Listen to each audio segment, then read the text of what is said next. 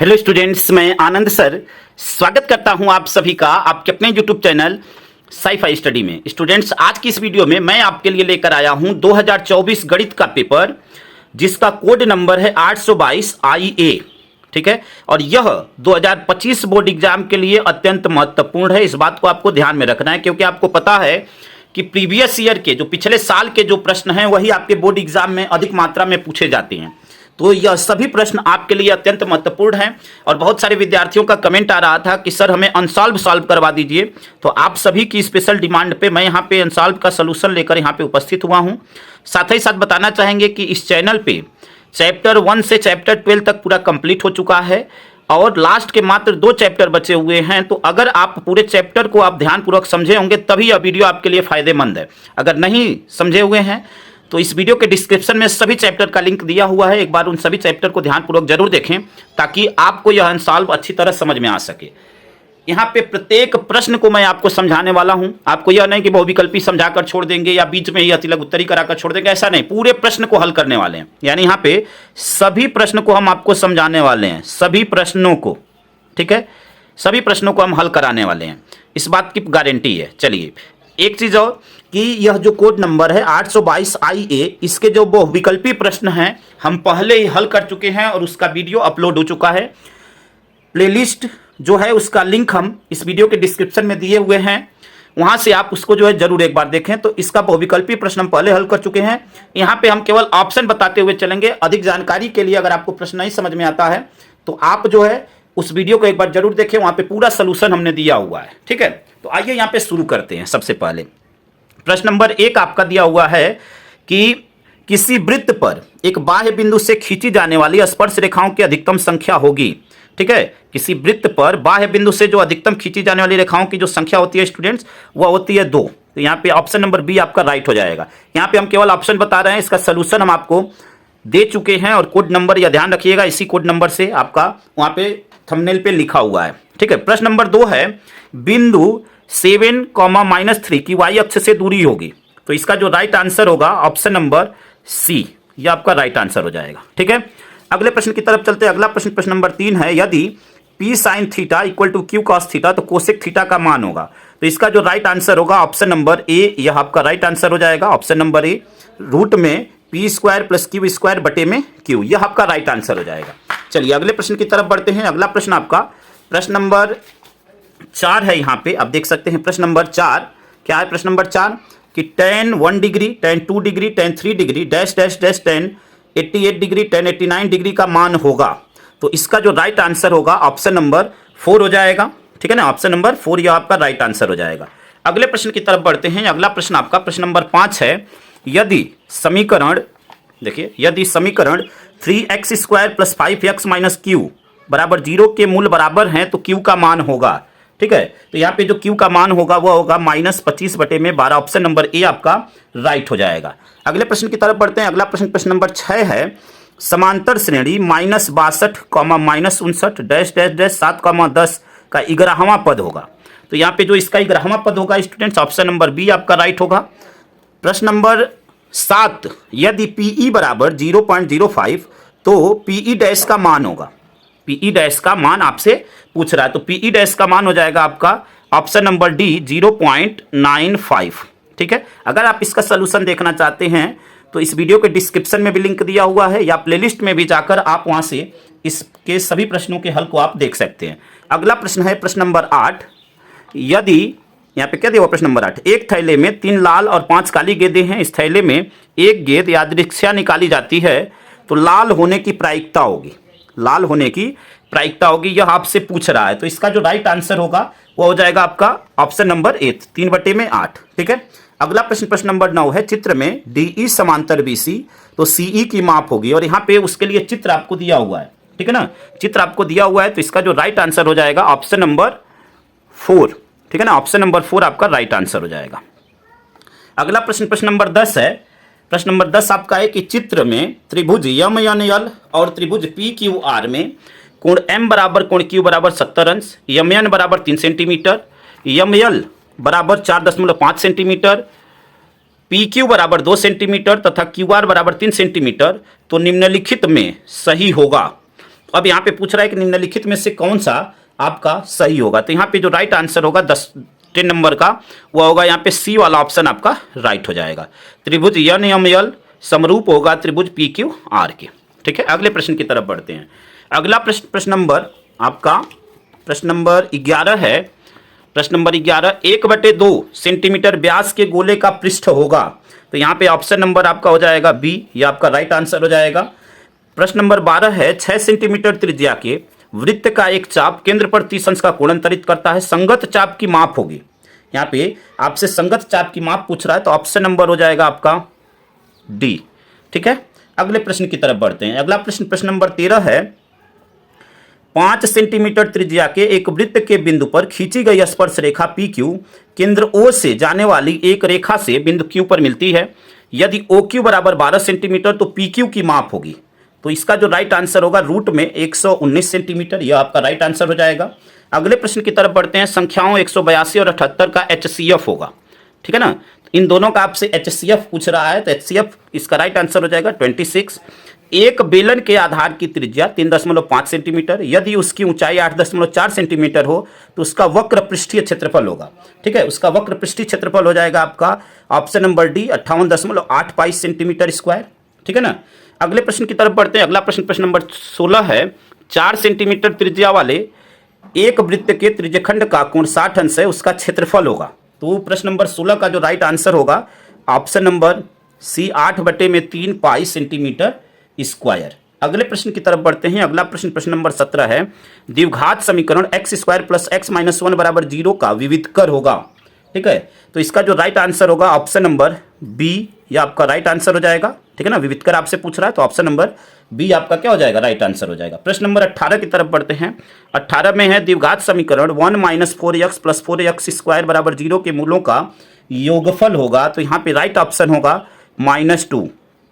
प्रश्न नंबर 19 है, निम्नलिखित सारणी से माध्य होगा, यानी इस सारणी आपको दी गई है, इसका माध्य या समांतर माध्य क्या होगा यह आपको बताना है। तो इसका जो राइट आंसर होगा ऑप्शन नंबर बी आपका राइट हो जाएगा। प्रश्न नंबर 20 और बहुविकल्पी का यह अंतिम प्रश्न, निम्नलिखित सारणी का माध्यक वर्ग होगा।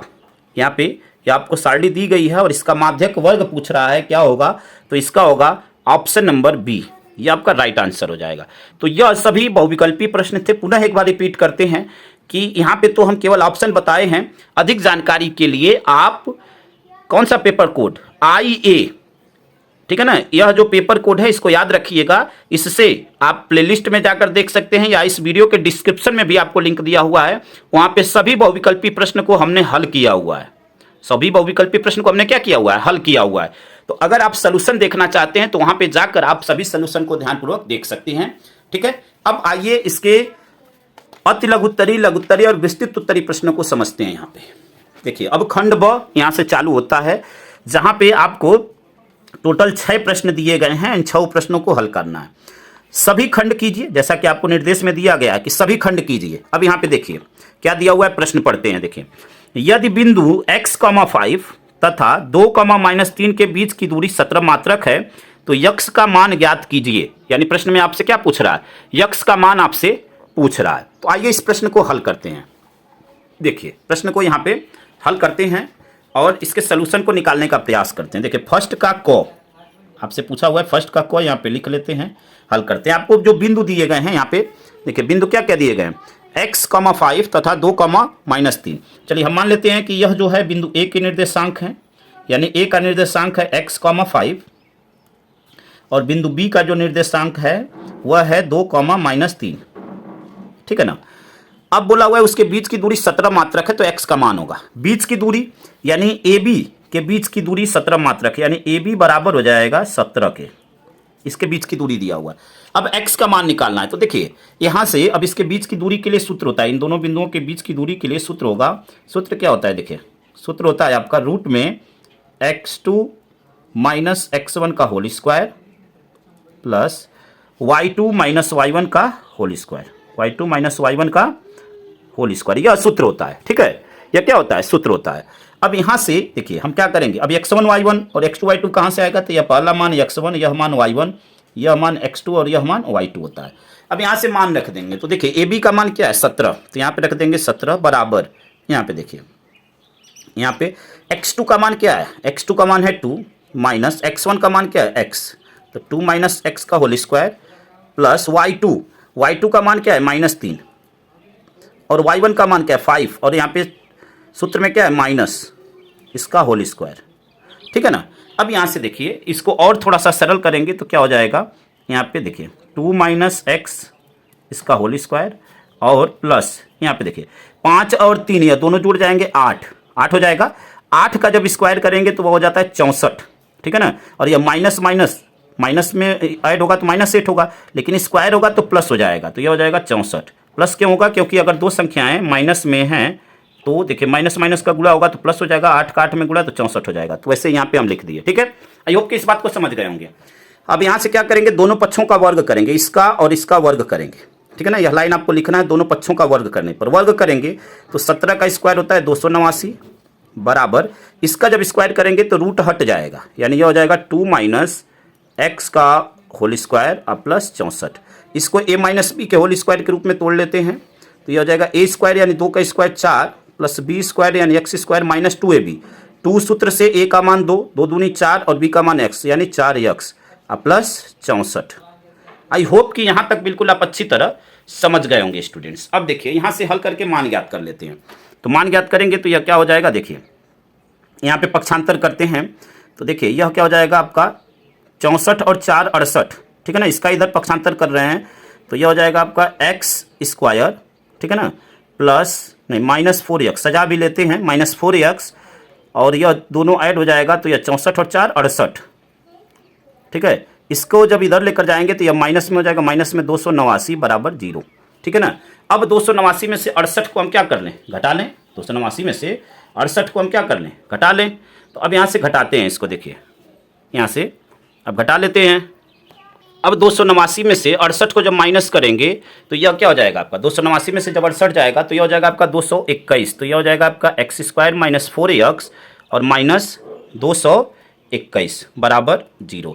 अब इसी का गुणनखंड करना है, क्या करना है इसका गुणनखंड। तो देखिए 221 का ऐसा खंड जो कि गुणा करने पर 221 आए, लेकिन यहाँ पे माइनस है तो घटाने पर 4 के बराबर आना चाहिए। तो देखिए खंड क्या होगा आपका, एक्स स्क्वायर माइनस 21 माइनस 17, 21 में से 17 जाएगा 4 होगा और 21 और 17 का गुणा करेंगे तो 221 होगा, ठीक है ना। हम यह मान कर चल रहे हैं कि आपको गुणनखंड आता होगा क्योंकि क्लास 8, 9, 10 सभी में आप पढ़ चुके हैं।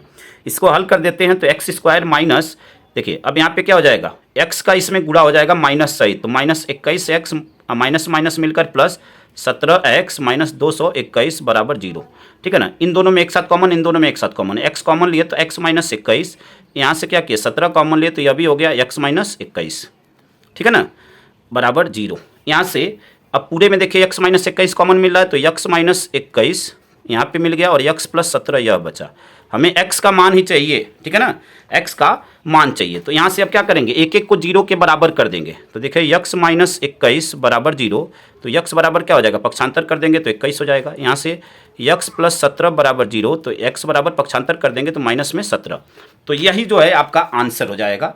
x का मान आपसे पूछा हुआ है तो x के दो मान आएंगे, 21 और -17, यह आपका आंसर हो जाएगा। आई होप कि इस प्रश्न को आप अच्छी तरह समझ गए होंगे। आइए अगले प्रश्न की तरफ बढ़ते हैं। अगला प्रश्न आपका प्रश्न नंबर 1 का ख है। इसका जो आंसर आपको इसमें दिया हुआ है, यह आंसर इसका मिस्टेक किया हुआ है। यहाँ पे आपको देखिए आंसर दिया हुआ है लेकिन यह आंसर आपका गलत है, तो इस बात को ध्यान रखना है, ठीक है ना, यह मिस्टेक है।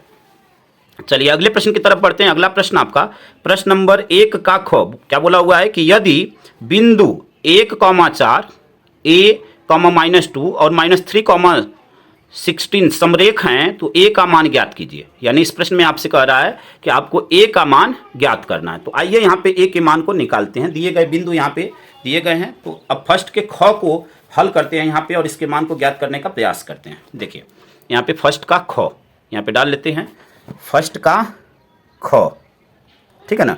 यहाँ पे जो बिंदु दिए गए हैं उसको नोट कर लेते हैं। देखिए यहाँ पे बिंदु है आपका, तो हम मान लेते हैं कि यह बिंदु a का निर्देशांक है 1,4। फिर दूसरे को हम मान लेते हैं कि बिंदु b का निर्देशांक है a, -2।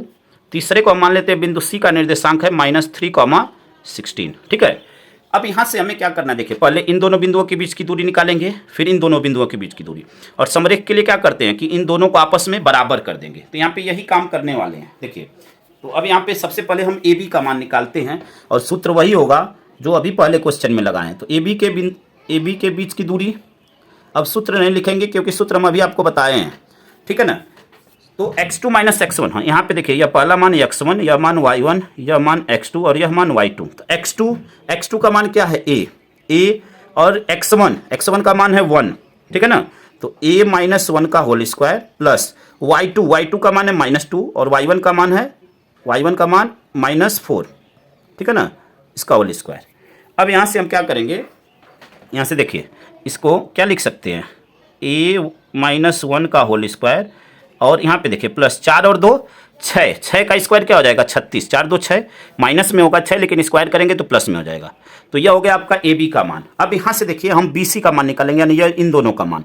तो बी सी का मान यहाँ से क्या हो जाएगा, बी सी बराबर, देखिए यह x2 y2 मान लिया तो x को x1 y1 मान सकते हैं, किसी को आप x1 y1 x2 y2 मानिए, कोई प्रॉब्लम नहीं है, आंसर आपका सेम आएगा। अब यहाँ से देखिए, यहाँ से वही सूत्र x2 माइनस x1 का whole square plus y2 minus y1 का होल स्क्वायर। तो x2 का मान क्या है a, चलिए a माइनस तो यह सूत्र में है और यहाँ पे भी यह माइनस में है, तो माइनस माइनस मिलकर हो जाएगा प्लस a प्लस 3 का whole square plus y2 minus y1, ठीक है ना। तो y2 का मान है -2 और y1 का मान है माइनस, यहाँ पे 16 है, माइनस सूत्र में है, -16 इसका होल स्क्वायर। इसको हल करेंगे तो यह हो जाएगा आपका a प्लस 3 का होल स्क्वायर, और यहाँ पे देखिए 16 और 2 18, 16 और 2 18, 18 का स्क्वायर हो जाएगा 324। देखिए माइनस में होगा, स्क्वायर होगा तो प्लस में हो जाएगा।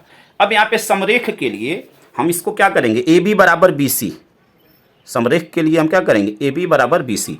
अब जब ए बी बराबर बी सी करेंगे तो इसके मान भी आपस में बराबर होंगे, तो इन मानों को अब आपस में बराबर करेंगे। ए बी का मान आपका आया हुआ है रूट में a माइनस 1 का whole square plus 36 equal to, यहाँ पे देखिए a प्लस 3 का होल स्क्वायर प्लस 324। देखिए राइटिंग की तरफ आप ध्यान मत दीजिएगा, थोड़ा सा हम फास्ट कर रहे हैं, ठीक है ना, ताकि आपका कम समय में इसको हम कवर कर सकें।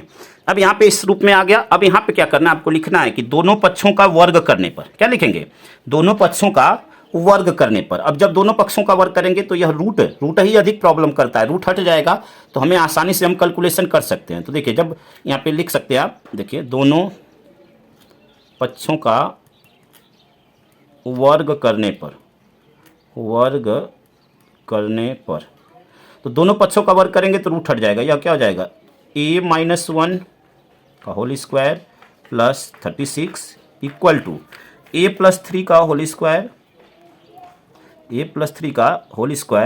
प्लस 324, ठीक है ना। अब यहाँ पे देखिए a माइनस बी का होल स्क्वायर और यहाँ पे भी a प्लस बी का होल स्क्वायर, तो इसको अब हल कर लेंगे। a माइनस बी का होल स्क्वायर यानी a स्क्वायर प्लस बी का मान है 1, 1 का स्क्वायर 1 ही होगा, माइनस 2ab, तो 2a का मान a और b का मान 1, तो इसका गुणा भी होगा तो यह क्या हो जाएगा 2a हो जाएगा, प्लस 36 बराबर यहाँ पे देखिए a square plus B square, b का मान 3 का स्क्वायर 9 प्लस 2ab, तो 2 3 6a प्लस 324, ठीक है। आई होप कि यहाँ तक बिल्कुल आप अच्छी तरह समझ गए होंगे। अब यहाँ से देखिए a स्क्वायर यहाँ पे पक्षांतर करेंगे तो यह कट जाएंगे, ठीक है ना, क्या होंगे कट जाएंगे। अब यहाँ पे देखिए माइनस 2a, a वाले को एक साथ कर रहे हैं, यहाँ पे 6a है, इधर आएगा तो माइनस 6a हो जाएगा, बाकी को उधर पक्षांतर कर रहे हैं। तो देखिए यह 324 है, ठीक है ना, यह क्या है 324,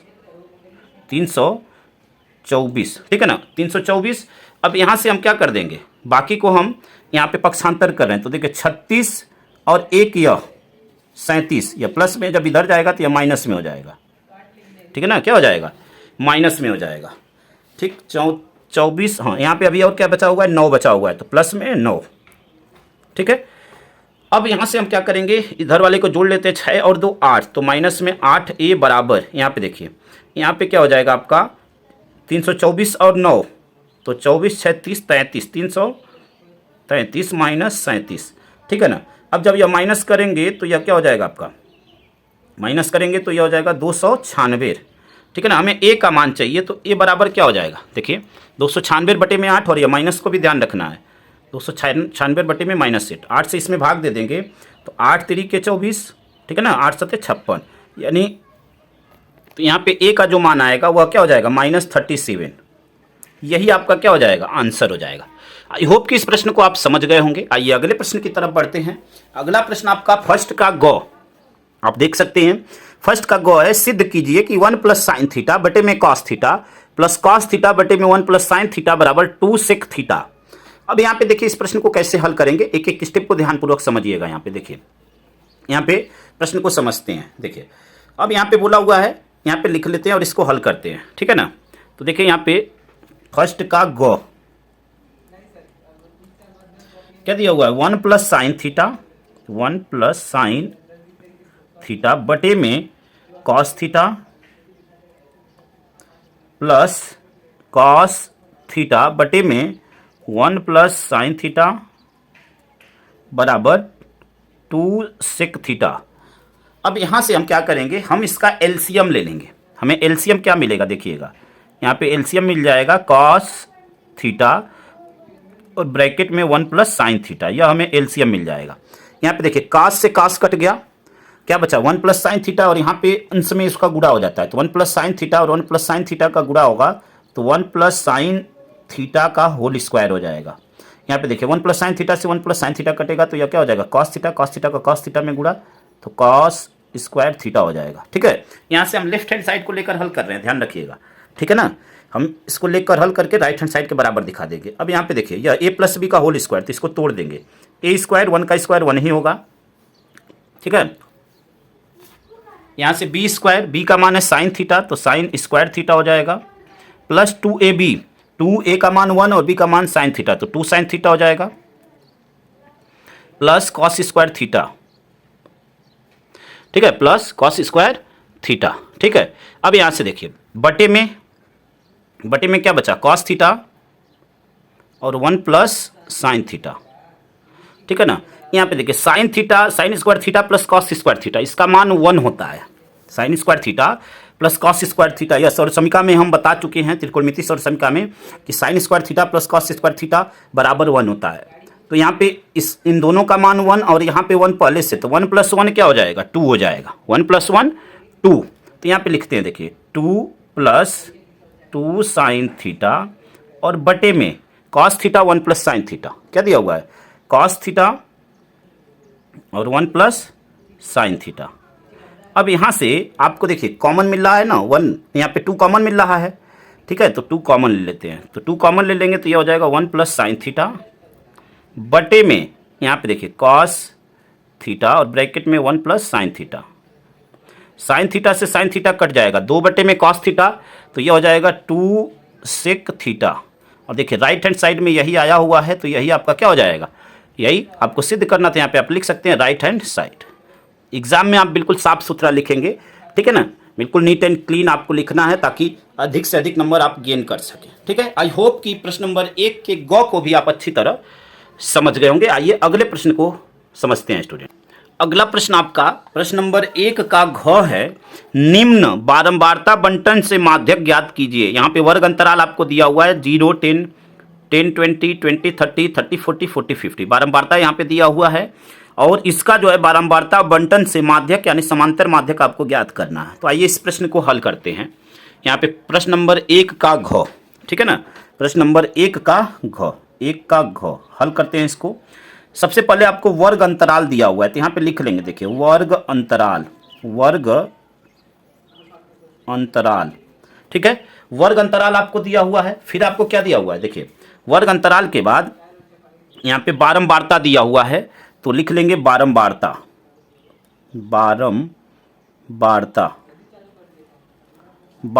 के बाद हम क्या लिखेंगे, बारंबारता के बाद आ जाता है आपका वर्ग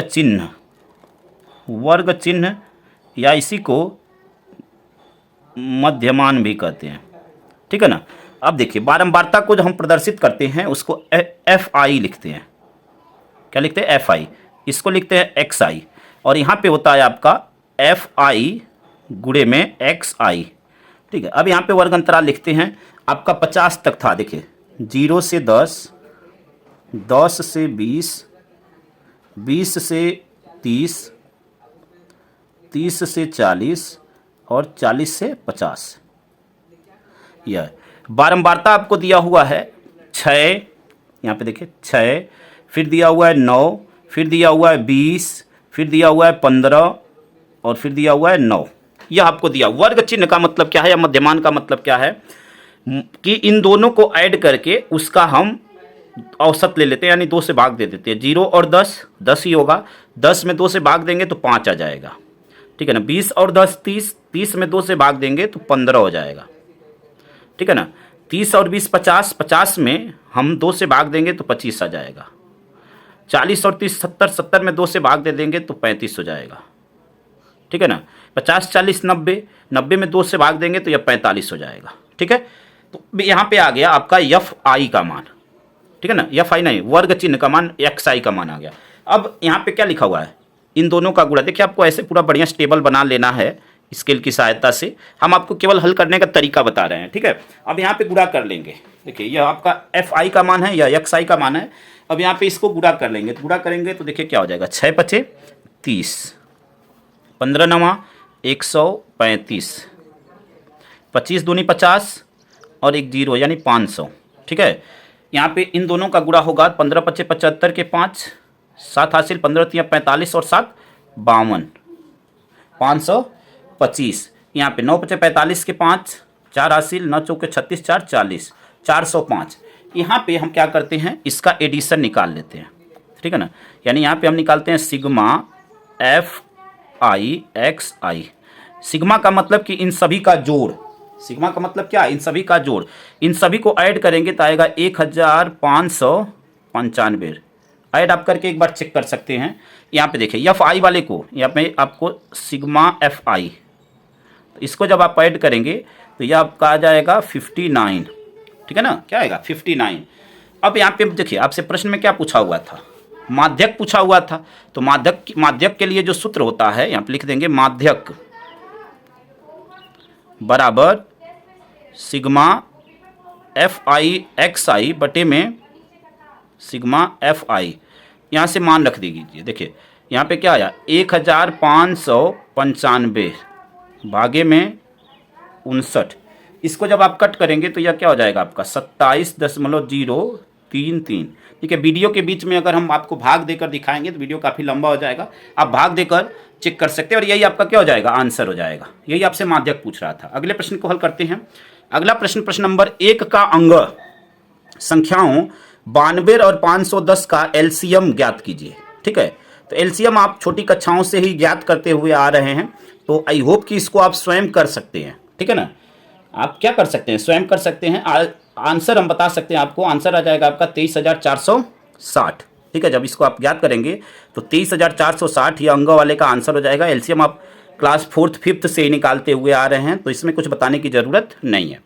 अगला प्रश्न, प्रश्न नंबर 1 का चौ है, सिद्ध कीजिए कि √3 एक अपरिमेय संख्या है।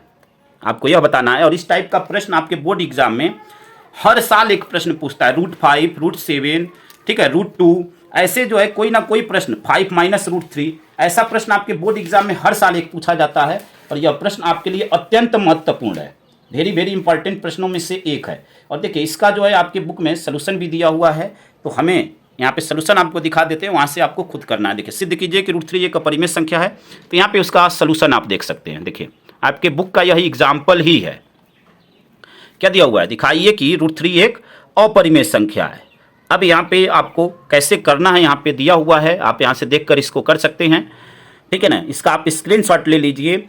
और अगर इस टाइप के बहुत सारे प्रश्न हम प्रश्नावली में भी किए हुए हैं, तो अगर आपको थोड़ा सा इसमें डाउट होगा तो आप प्रश्नावली में अदर जो प्रश्न है √5 का आदि को हमने सिद्ध किया हुआ है, तो उन प्रश्नों को देखेंगे तो यह प्रश्न आपके लिए आसान हो जाएगा और इसको आप समझ सकते हैं। तो इसको आपको स्क्रीनशॉट ले लेना है, यहाँ से इसको हल कर सकते हैं। आई होप कि इस प्रश्न को आप अच्छी तरह समझ गए होंगे, यानी आप प्रश्न नंबर 1 के सभी पार्ट को आपने हल कर लिया। आइए प्रश्न नंबर 2 की तरफ बढ़ते हैं। प्रश्न नंबर 2, किन्हीं 5 खंडों को हल कीजिए। यानी यहाँ पे 6 प्रश्न दिए गए हैं, 6 में से किसी 5 ही को आपको हल करना है। अब यहाँ पे देखिए, फर्स्ट यह है, निम्नलिखित सारणी से बहुलक ज्ञात कीजिए। यानी आपको वर्ग अंतराल बारंबारता यह दिया हुआ है और आपको बहुलक ज्ञात करना है, तो आप बहुत ही आसानी से इसे निकाल सकते हैं। हमें कोई 5 हल करना है, तो चलिए हम और आगे के प्रश्नों को भी देख लेते हैं कि क्या आगे के प्रश्न आसान हैं अथवा कठिन है। अगला प्रश्न है आपका, यह भी आसान नहीं है, ठीक है ना, यह आसान है, आपके बुक में इस टाइप के बहुत सारे एग्जाम्पल दिए हुए हैं, तो उसकी सहायता से आप हल कर सकते हैं। आसान प्रश्न है इसलिए इसको हल नहीं कर रहे हैं, ठीक है। यहाँ पे देखिए अगला है प्रश्न नंबर 2 का ख, सिद्ध कीजिए कि किसी बाह्य बिंदु से वृत्त पर खींची गई स्पर्श रेखाओं की लंबाइयां बराबर होती हैं, ठीक है। हाँ देखिए यह प्रश्न जो है इसलिए नहीं हल करें कि आपके बुक में बहुत सारे उदाहरण ऐसे हैं और आपको केवल इसमें जोड़ घटाना ही करना है, कुछ अलग से नहीं करना है, गुणा करना है, जोड़ना, घटाना, भाग करना, यही है, तो बहुत कुछ इसमें नहीं है, इसलिए इसको हल नहीं कर रहे हैं। यहाँ पे देखिए इस प्रश्न को देखिए, सिद्ध कीजिए कि किसी बाह्य बिंदु से वृत्त पर खींची गई स्पर्श रेखाओं की लंबाइयां बराबर होती हैं। तो यह आपका वृत्त वाला जो चैप्टर है उसका प्रमेय नंबर 2 है। आइए उसके सोल्यूशन को हम आपको दिखाते हैं। तो यहाँ पे देखिए इसका जो है, यह जो है आपका प्रमेय वाले का, यह आपका वृत्त वाला जो चैप्टर है उसका प्रमेय 2 है। क्या है? प्रमेय 2। तो इसको आप जो है क्या कर सकते हैं, प्रमेय 2 कौन से चैप्टर का? वृत्त का। तो इसको आपको वीडियो में जाकर देखना है, चैप्टर 10 में, ठीक है ना, चैप्टर 10 का वृत्त चैप्टर का प्रमेय 2 यह है, जिसमें हम आपको सिद्ध करके दिखा चुके हैं। क्योंकि उसका जो वीडियो था हम मोबाइल से बनाए हुए थे, तो वह यहाँ पे हम दिखा नहीं पाएंगे, क्योंकि यहाँ पे उसी मोबाइल से हम वीडियो रिकॉर्ड कर रहे हैं, ठीक है ना, तो दिखाना पॉसिबल नहीं है। वह वीडियो में जाकर आपको देखना, अगर कॉपी पे बनाए होते तो आपको दिखाते। अगले प्रश्न की तरफ बढ़ते हैं। अगला प्रश्न आपका प्रश्न नंबर 2 का ग है, एक त्रिभुज ABC की भुजा BC पर एक बिंदु D इस प्रकार स्थित है कि त्रिभुज ADC बराबर, यहाँ पे कोण ADC बराबर कोण BAC, सिद्ध कीजिए कि CA स्क्वायर बराबर CB square into CD, CA square बराबर CB इंटू CD है। प्रश्न क्या कर रहा है कि एक त्रिभुज ABC की भुजा BC पर एक बिंदु D इस प्रकार स्थित है कि कोण ADC बराबर कोण BAC है, सिद्ध कीजिए कि CA स्क्वायर बराबर CB इंटू CD है। यह आपको हल करके दिखाना है। तो देखिए इस प्रश्न को भी हम आपको दिखाते हैं। देखिए प्रश्न नंबर 1 का ग। अब यह जो प्रश्न है स्टूडेंट्स, प्रश्न नंबर 1 का जो ग है, यह आपका देखिए कौन सा प्रश्न है आपका, यहाँ पे देखिए प्रश्न नंबर 8, प्रश्न नंबर यह 8 है, सेम प्रश्न। और कौन सी एक्सरसाइज का, एक बार एक्सरसाइज देख लीजिए।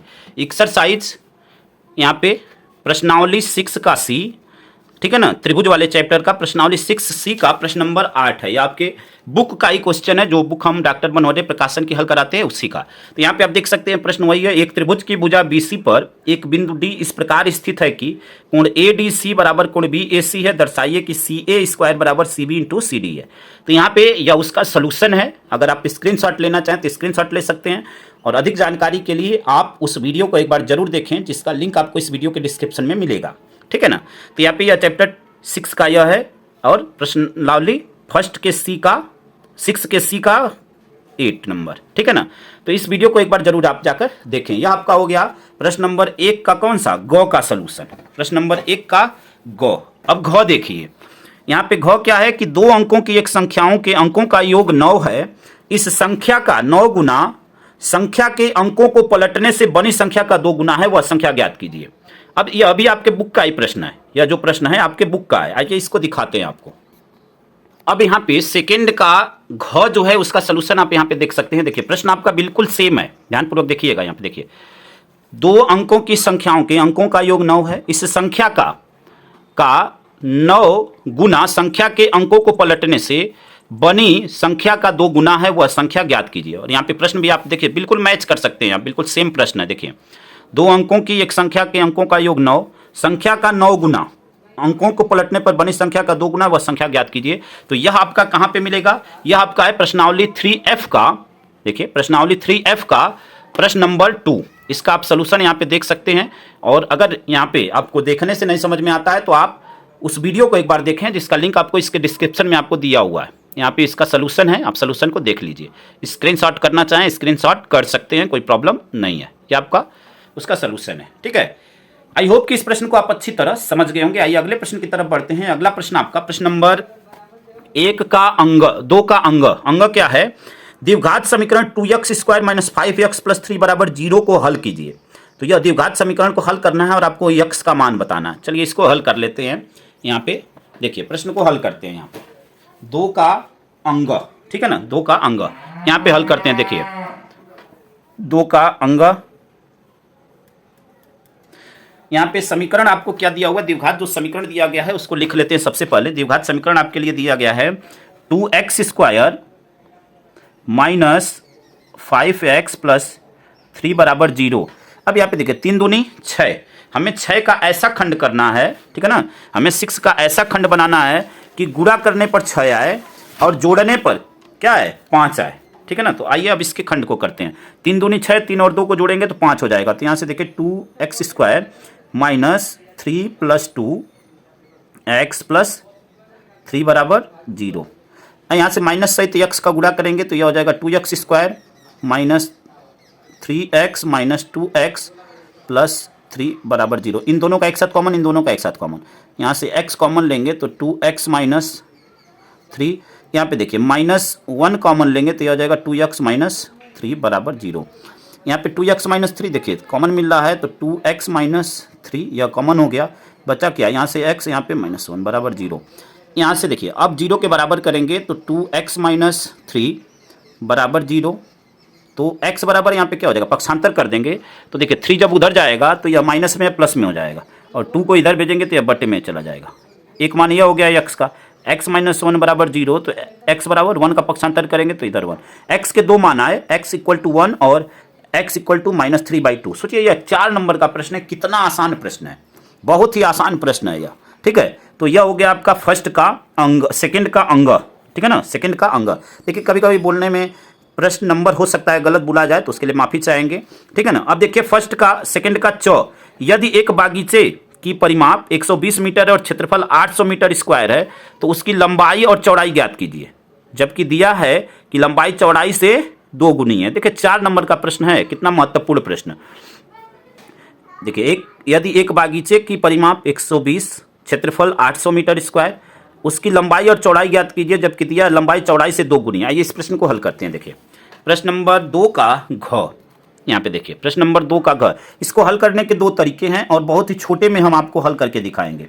2 का घ नहीं चौ है, ठीक है, क्या है चौ। प्रश्न नंबर 2 का चौ, देखिए यहाँ पे आपको क्या दिया हुआ है, देखिए परिमाप दिया हुआ है, परिमाप दिया हुआ है 120 मीटर। आपको क्या दिया हुआ है, क्षेत्रफल दिया हुआ है 800, ठीक है ना, क्षेत्रफल क्या दिया हुआ है 800 metre square, 800 metre square, 800 metre square. प्रश्न में क्या बोला है कि लंबाई चौड़ाई से 2 गुनी है, यानी जो लंबाई है, अगर लंबाई चौड़ाई जो है x है तो लंबाई 2x है। तो यहाँ पे मान लेते हैं कि माना चौड़ाई x है, तब लंबाई बराबर क्या हो जाएगा 2x, ठीक है ना। आई होप कि इस बात को आप समझ रहे होंगे, ठीक है ना, क्योंकि प्रश्न में बोला हुआ है कि लंबाई चौड़ाई से 2 गुनी है, यानी चौड़ाई अगर x है तो लंबाई क्या हो जाएगी 2x हो जाएगी। परिमाप क्या होता है, देखिए यह जो शेप दिया हुआ है, जब लंबाई चौड़ाई दिया हुआ है तो सामान्य सी बात है कि वह एक आयत होगा, ठीक है। तो अब आयत के परिमाप का सूत्र लगाते हैं। देखिए परिमाप बराबर आपको दिया हुआ है, परिमाप बराबर 120, परिमाप का सूत्र होता है 2 गुणे ब्रैकेट में लंबाई प्लस चौड़ाई। अब यह जो परिमाप का जो सूत्र है वह 120 के बराबर हो जाएगा, ठीक है ना। यहाँ से मान रख देते हैं तो देखिए 2 को जब उधर भेजेंगे तो बटे में चला जाएगा, यह हो जाएगा 60। लंबाई का मान क्या है 2x और चौड़ाई का मान क्या है x बराबर 60। 2 और 1 यहाँ पे गुणांक में कुछ नहीं होता है तो 1 होता है, 2 और 1 3x, x बराबर क्या हो जाएगा 60, और यह जो 3 हुआ इसको जब इधर भेजेंगे तो बटे में चला जाएगा, 3 दूनी 6, यानी x का मान क्या आया 20, x का मान 20। तो या तो x हमने किसको माना था चौड़ाई को, तो चौड़ाई हो गई 20 मीटर, लंबाई कितनी हो गई, देखिए लंबाई हो गई हमने क्या माना था 2x, तो 2 गुणे x का मान 20, तो यह हो जाएगा आपका 40 मीटर, ठीक है। तो आपका लंबाई हो गया 20, चौड़ाई हो गया 40, ठीक है, लंबाई हो गया 40 और चौड़ाई हो गया 20। आई होप कि इस बात को समझ गए होंगे। अब आप सोचेंगे कि क्षेत्रफल क्यों दिया हुआ है, तो देखिए आपको केवल भुलवाने के लिए दिया हुआ है, आप किसी एक से जो है इसके मान को निकाल सकते हैं। अब देखिए कैसे, चलिए पहला मेथड था, दूसरा मेथड आप जानते हैं कि क्षेत्रफल होता है लंबाई गुणे चौड़ाई, तो लंबाई है आपका 2x और चौड़ाई है आपका x, यह बराबर हो जाएगा 800 के, यह दूसरा मेथड है, तो यह हो जाएगा 2x² बराबर 800, ठीक है। आप एग्जाम में लिखेंगे थोड़ा व्यवस्थित ढंग से अच्छे से लिखेंगे, हम यहाँ पे आपको फास्ट करके दिखा रहे हैं, बस 2 से भाग दे देंगे तो 2 चौके 8, यह हो जाएगा 400। x की वैल्यू क्या हो जाएगी, जब 420 का स्क्वायर है तो इसका x का मान आ गया 20 मीटर, यह आपकी चौड़ाई हो गई। लंबाई फिर यही काम कर देंगे 2x, तो 20 गुणे 2 बराबर 40, तो यह दूसरा मेथड है। सोचिए एक ही लाइन का क्वेश्चन ही है, यहाँ पे आप देखेंगे, बस आपको मानना है और हम एग्जाम में आपको प्रॉपर थोड़ा लिख लिया है सजाकर खूब बढ़िया से, ठीक है ना। तो यह आपका यहाँ पे चौड़ाई हो गई, लंबाई के लिए आप क्या करेंगे, 2x है तो 2 गुणे और यह 20 बराबर 40 मीटर हो जाएगी, यह लंबाई हो गई। ठीक है ना, तो ये आपका हो गया प्रश्न नंबर 2 का च। आई होप कि यहाँ पे आप देख रहे हैं कि प्रश्न नंबर 2 के सभी पार्ट हो गए। यहाँ पे हमें एक छोड़ना था, चलिए हम फर्स्ट वाले को ही छोड़ देते हैं, कोई दिक्कत नहीं है। बाकी के सभी प्रश्नों को हमने आपको दिखा दिया। ठीक है, आइए अगले प्रश्न की तरफ बढ़ते हैं। अगला प्रश्न प्रश्न नंबर 3 है, निम्नलिखित समीकरणों को हल कीजिए। यहाँ पे 3/2x माइनस 3/2y बराबर -2, x बटे में 3 प्लस y बटे में 2 बराबर 13/6। यह प्रश्न अथवा में भी है। उस एपी के प्रथम 51 पदों का योग ज्ञात कीजिए। ठीक है ना, अर्थमेटिक प्रोग्रेशन बोलते हैं हिंदी में, समांतर श्रेणी के प्रथम 51 पदों का योग ज्ञात कीजिए जिसके दूसरे और तीसरे पद क्रमशः 14 और 18 है। यह अथवा में है। तो देखिए यह प्रश्न यहाँ पे लिखने में हल्का सा मिस्टेक है। ठीक है ना, इसको हम आपको सही बताते हैं क्या होगा प्रश्न, और इसका सलूशन भी हम आपको दिखाते हैं। अब यहाँ पे इसका सलूशन देखिए, प्रश्न थोड़ा सा चेंज है। ठीक है ना, चेंज का मतलब कि यहाँ पे मिस्टेक है। देखिए 3/2x, यहाँ पे भी 3/2x ही है, गुणा कर लिया गया 3x/2 माइनस 5y/3, यह क्या है 3/2y लिख दिया है, यही मिस्टेक है, बराबर -2। यहाँ पे आप देख सकते हैं। और यहाँ पे देखिए x बटे में 3, तो यहाँ भी x बटे में 3 है, यहाँ भी है, y बटे में 2 यहाँ भी है, यहाँ भी है, 13/6 यहाँ भी है। तो यहाँ पे लिखने में हल्का सा मिस्टेक हो गया है। अब इसके सलूशन को देख लीजिए, आंसर दोनों का, इसमें भी जो लिखा हुआ है उसका भी आंसर वही लिखा हुआ है जो इसका आ रहा है, तो सिमिलर तो हो नहीं सकता अगर इक्वेशन चेंज होगा तो वो कहीं ना कहीं जो है इसमें क्या हो गया, इसमें लिखने में, क्वेश्चन में, प्रिंटिंग में गड़बड़ी हो गई है। ठीक है, अनसॉल्व में। तो यह प्रश्न, इसका सोल्यूशन आप देख सकते हैं। और यह मिलेगा कहाँ, तो यह आपका है 3KB का 9। यह प्रश्न कहाँ पे है, 3B का 9 है, जिसका लिंक आपको डिस्क्रिप्शन में दिया हुआ है। ठीक है, तो अब यहाँ पे इसके सोल्यूशन को आप एक बार देख लीजिए, और अधिक जानकारी के लिए उस वीडियो को आप एक बार जरूर देखें। ठीक है, अगर आपको सोल्यूशन अच्छी तरह ध्यानपूर्वक समझना है तो उसके वीडियो के सोल्यूशन को एक बार जरूर देखें, या आपका आई होप कि आप स्क्रीनशॉट ले चुके होंगे। ठीक है, आइए अगले प्रश्न की तरफ बढ़ते हैं। अगला प्रश्न आपका, प्रश्न नंबर आपका है यहाँ पे, देखिए अथवा वाला आप चाहें तो करें या इसको छोड़ भी सकते हैं। ठीक है, चलिए हम आपको करके फटाफट दिखा देते हैं फास्ट वे में। तो अब देखिए यहाँ पे एक बार प्रश्न को देख लेते हैं और हल करते हैं। देखिए, उस एपी के प्रथम 51 पदों का योग ज्ञात कीजिए जिसके दूसरे और तीसरे पद क्रमशः 14 और 18 हैं। देखिए इसको फटाफट हल कर देते हैं। चलिए देखिए, थर्ड का यह है या अथवा वाला, कौन सा है, थर्ड का अथवा वाला, तो इसको हल कर देते हैं। देखिए थर्ड का अथवा यहाँ पे लिख देते हैं ताकि आपको ध्यान रखना में आसानी हो जाए। थर्ड के अथवा वाले में देखिए क्या क्या दिया हुआ है, आपको दूसरा पद दिया हुआ है। क्या दिया हुआ है, दूसरा पद, यानी दूसरा पद होता है आपका A2 बराबर आपको दिया हुआ है 14। फिर दिया हुआ है तीसरा पद यानी A3, और यह दिया हुआ है आपका 18। ठीक है, अब यहाँ पे देखिए आपको सार्वंतर पता होगा, अगर यह समांतर श्रेणी में है तो सार्वंतर को D से दिखाते हैं और जस्ट बगल वाले पद में से पीछे वाला पद माइनस करते हैं। यानी यहाँ पे क्या हो जाएगा, A3 माइनस A2, A3 का मान 18 और A2 का मान क्या हो जाएगा, 14 है, तो 18 में से 14 जाएगा तो क्या हो जाएगा, 4 हो जाएगा, या D का मान हो गया। ठीक है, अब जब यहाँ पे चूंकि आपको दिया हुआ है कि A2 बराबर 14 दिया हुआ है, यानी यह क्या है, n का मान यह 2 है, n का मान क्या है, 2 है, तो यहाँ से हम सूत्र लगा सकते हैं। देखिए a प्लस n माइनस 1, ठीक है ना, a plus n minus 1 into D बराबर 14 के, तो a का मान क्या आया, a का मान यहाँ से हम निकालेंगे। ठीक है, तो इसको ऐसे ही रखेंगे, प्लस n के स्थान पे क्या है 2, तो 2 माइनस 1, डी का मान अभी हम लोगों ने निकाला 4 बराबर 14 के। यहाँ से हल कर लेते हैं, तो देखिए a प्लस 2 में से 1 गया 1 का 4 में गुणा तो 4 ही होगा, तो a प्लस 4 बराबर 14, पक्षांतर कर देंगे तो a बराबर 14 माइनस 4 बराबर 10, a बराबर क्या आ गया 10। ठीक है, यह a का मान हो गया। अब देखिए आपसे प्रश्न में क्या पूछा हुआ है, प्रश्न में आपसे पूछा हुआ है कि 51 पदों का योग ज्ञात कीजिए। प्रश्न में देख सकते हैं आप 51 पदों का योग ज्ञात कीजिए। ठीक है ना, 51 पदों का योग ज्ञात कीजिए। तो अब 51 पदों के योग के लिए क्या करेंगे, देखिए अब यहाँ लिखेंगे, अब 51 पदों का योगफल, 51 पदों का योगफल, इसके लिए सूत्र होता है Sn बराबर n/2 ब्रैकेट के अंदर 2a plus n minus 1 into D, यह सूत्र होता है। अब यहाँ से हम मान रखते हैं, देखिए यहाँ से n का मान क्या है 51, तो 51 बराबर n/2, तो n का मान 51 बटे में 2, 2a का मान क्या है 10, तो 2 गुणे 10, ठीक है ना, प्लस 51 -1 और डी का मान क्या है 4। इसी को हल कर लेना है, ठीक है ना।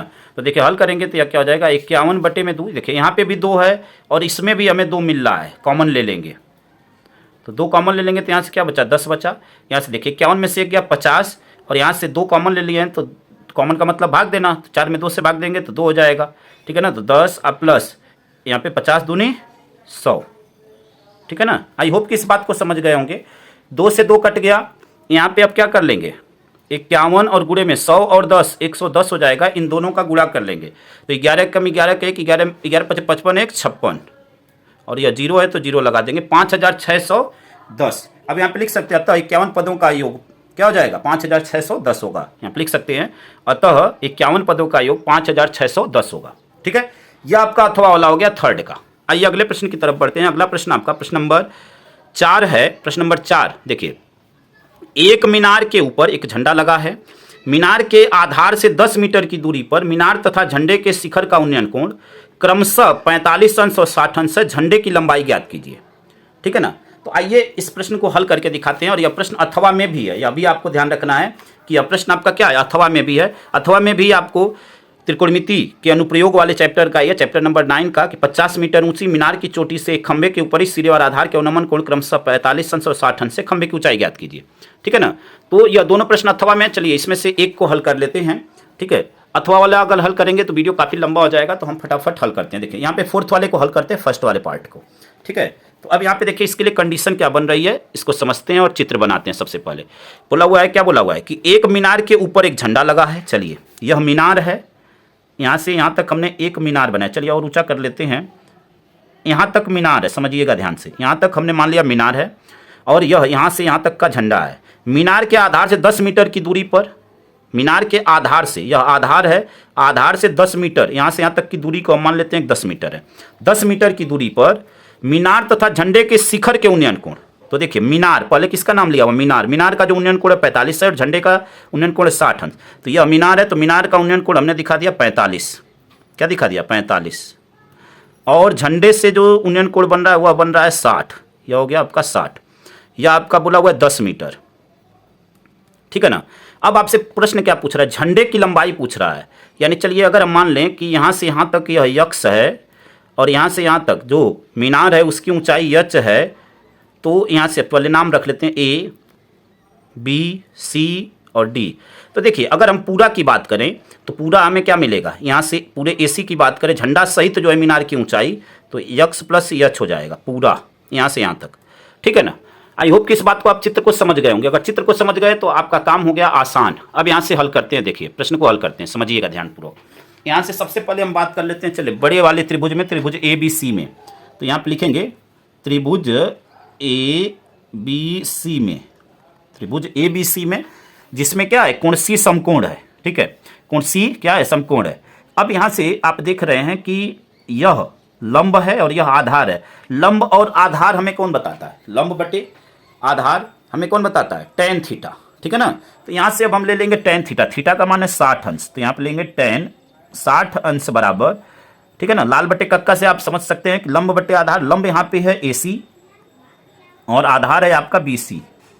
AC का मान क्या है, AC का मान है यक्स प्लस यच, आप देख सकते हैं, तो यक्स प्लस यच और बटे में BC का मान है 10, ठीक है। tan 60 का मान क्या होता है आप जानते होंगे, tan 60 का मान यहाँ से क्या हो जाएगा रूट में 3, ठीक है ना, रूट में 3, यहाँ पे tan 60 का मान रूट में 3, तो यहाँ पे रूट में 3 रख देंगे, ठीक है ना। रूट में 3 बराबर यक्स प्लस यच बटे में 10, क्रॉस मल्टीप्लाई कर देंगे तिरछा गुणा, तो यक्स प्लस यच बराबर क्या हो जाएगा 10√3। इसको समीकरण फर्स्ट बना लेंगे। आई होप कि इस बात को आप अच्छी तरह समझ गए होंगे। अब छोटे वाले त्रिभुज में बात करेंगे, त्रिभुज BDC में। तो अब यहाँ पे लिखेंगे त्रिभुज BDC में, इसमें भी कोण सी समकोण है। अब यहाँ पे भी देखिए यह लंब और यह आधार, तो लंब बटे आधार tan थीटा है, तो यहाँ पे tan 45 अंश बराबर लंब क्या हो जाएगा DC और आधार हो जाएगा BC। तो DC का मान क्या है H और BC का मान क्या है 10। tan 45 का मान होता है 1 बराबर H बटे में 10, या H बराबर क्या हो जाएगा यहाँ से 10, ठीक है ना, H बराबर 10। अब जब H का मान यहाँ पे 10 मीटर आ गया, ठीक है ना। अब इसको बना लेते हैं समीकरण 2। समीकरण 2 से यच का मान हम समीकरण 1 में रख देंगे, समीकरण 2 से यच का मान समीकरण 1 में रख देंगे। तो यहाँ पे आप लिखेंगे समीकरण 2 से यच का मान समीकरण 1 में रखने पर हम डायरेक्ट हल करते हैं। तो यहाँ से देखिए हल लिखते हैं, यक्स प्लस यच का मान क्या है 10 बराबर 10√3। इसका पक्षांतर कर देंगे, तो पक्षांतर करेंगे तो यहाँ से क्या हो जाएगा, यक्स बराबर 10√3 माइनस 10। यहाँ से देखिए 10 कॉमन मिला है तो 10 कॉमन ले लेंगे, तो यह हो जाएगा √3 और -1। कॉमन का मतलब क्या है, भाग देना। तो यहाँ से यह कट गया तो √3 बचा, यहाँ से कटा तो 1 बचा, और यही आपका क्या हो जाएगा, आंसर हो जाएगा। यहाँ पे x = 10 और ब्रैकेट के अंदर √3 - 1, यही आपका क्या हो गया, आंसर हो गया। यहाँ पे आप प्रश्न में थोड़ा सा यह कर लेंगे कि माना मीनार की ऊंचाई यच है तथा झंडे की ऊंचाई यक्स है, यह आप लिख सकते हैं यहाँ पे, ताकि प्रश्न आपको लगे कि हाँ आपने 6 नंबर के प्रश्न को हल किया है। इसको खूब बढ़िया से मान कर आप लिखेंगे ताकि प्रश्न को देखने से लगे कि हाँ 6 नंबर का प्रश्न है। हमने यहाँ पे जो बेसिक चीज़ें ज़रूरत थी वह हमने यहाँ पे करके आपको दिखा दिया, ठीक है। यहाँ पे देखिए यह जो प्रश्न है आपका अथवा वाला, इसको हम एक्सरसाइज में इस प्रकार के प्रश्न को कर चुके हैं। एक्सरसाइज में चलिए हम आपको इतना बता देते हैं कि कौन सी एक्सरसाइज में इस प्रकार के प्रश्न को किए हुए हैं ताकि आपके लिए आसानी हो जाए, ठीक है। पे यह जो अथवा वाला प्रश्न है यह आपका 9A जो एक्सरसाइज है उसके प्रश्न नंबर 9 की तरह है, ठीक है ना। 9A एक्सरसाइज के प्रश्न नंबर 9 की तरह है, जिसका आपको लिंक आपको वीडियो के डिस्क्रिप्शन में मिलेगा, वहाँ से चैप्टर 9 के ए का 9 नंबर आप देख सकते हैं, ठीक है। अगले प्रश्न को हल करते हैं। अगला प्रश्न नंबर 5 है, 15 सेंटीमीटर त्रिज्या वाले वृत्त की कोई जीवा केंद्र से 60 अंश का कोण अंतरित करती है। लघु और दीर्घ वृत्तखंडों के क्षेत्रफल ज्ञात कीजिए। आपको दिया हुआ है पाई बराबर 3.14 और √3 बराबर 1.73। अथवा इसी प्रश्न को, इसी में दूसरा प्रश्न पूछा हुआ है कि लकड़ी के एक ठोस बेलन के प्रत्येक सिरे पर एक अर्धगोला निकालकर एक वस्तु बनाई गई। यदि बेलन की ऊंचाई 10 सेंटीमीटर और आधार की त्रिज्या 3.5 सेंटीमीटर है तो इस वस्तु का संपूर्ण पृष्ठीय क्षेत्रफल ज्ञात कीजिए। तो इन दोनों प्रश्नों को हम लोग एक्सरसाइज में हल कर चुके हैं। इन दोनों प्रश्नों को एक्सरसाइज में हम हल कर चुके हैं। यह जो प्रश्न है आपका यहाँ पे ऊपर वाला, यह इस प्रश्न को हम लोगों ने हल किया हुआ है चैप्टर 11 के ए का क्वेश्चन नंबर यह है 7। चैप्टर 11 के ए का क्वेश्चन नंबर 7, ठीक है। तो उसका सलूशन आप वहाँ से देख सकते हैं, जिसका लिंक आपको डिस्क्रिप्शन में दिया हुआ है। सभी वीडियो के जो मैथ में जितनी भी वीडियोस हैं सभी चैप्टर की लिंक आपको दी हुई है इस वीडियो के डिस्क्रिप्शन में, हमें बताने की बार बार ज़रूरत नहीं है। यहाँ पे जो अथवा वाला प्रश्न है इसका जो इस प्रश्न को हम हल कर चुके हैं 12A का प्रश्न नंबर 9 यह है। 12A का कौन सा है, प्रश्न नंबर 9। वहाँ से इस प्रश्न का सलूशन आप देख सकते हैं। आई होप कि सभी प्रश्न आपके हो गए और इसी के साथ यह पूरा चैप्टर आपका समाप्त हो गया, ठीक है ना। चैप्टर इन द सेंस यह जो मॉडल पेपर था कौन से कोड नंबर का, कोड नंबर IA, ठीक है ना, 822 IA। इस कोड नंबर का हम लोगों ने वीडियो सलूशन यहाँ पे देख चुके। हाँ, आपको पुनः एक बार रिपीट कराते हैं कि यहाँ पे बहुविकल्पी प्रश्न का पहले ही हम अपलोड कर चुके हैं सलूशन सहित। तो उस वीडियो को देखने के लिए इसकी प्लेलिस्ट में जा सकते हैं या आप इस वीडियो के डिस्क्रिप्शन में भी विजिट कर सकते हैं, वहाँ से भी आपको मिल सकता है।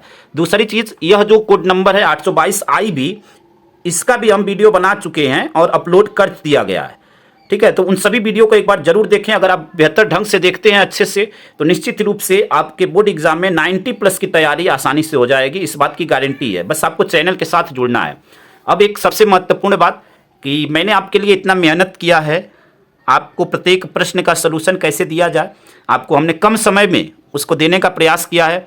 अगर आपको लगता है कि मैंने आपके लिए मेहनत किया है वास्तव में, तब वीडियो को लाइक कीजिएगा, चैनल को सब्सक्राइब कीजिएगा और एक कमेंट करके ज़रूर बताइएगा कि आपको वीडियो कैसा लगा। एक बार चैनल से ज़रूर जुड़ें, निश्चित रूप से हम आपकी 90+ की तैयारी आपकी कराएंगे, इस बात की गारंटी है।